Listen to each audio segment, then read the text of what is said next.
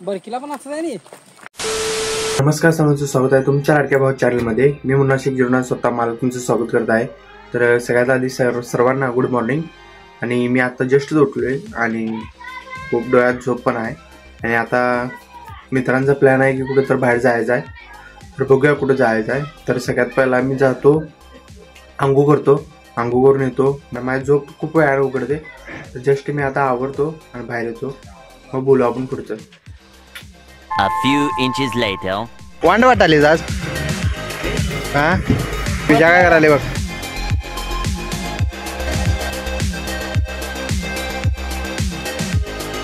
तर इकडे बघा आदित्य आलंय, देवराज आलाय आणि मेन आमचे माणूस ड्रायव्हर विजय लमारे आलेले आहेत. किती वेळ लागणार? 2 तास. हां 2 तास लागणार आहे.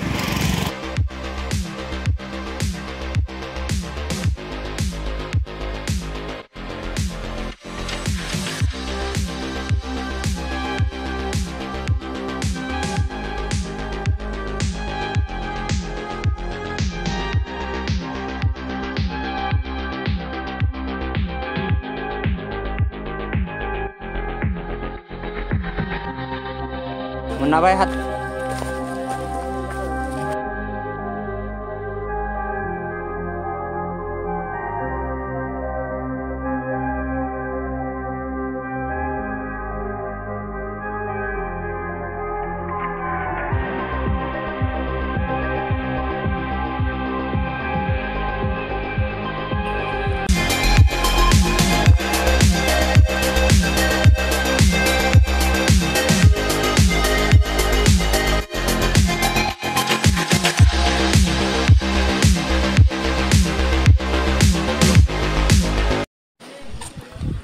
तर आता आम्ही पार्लेश्वर धबधब्यावरती आलोय.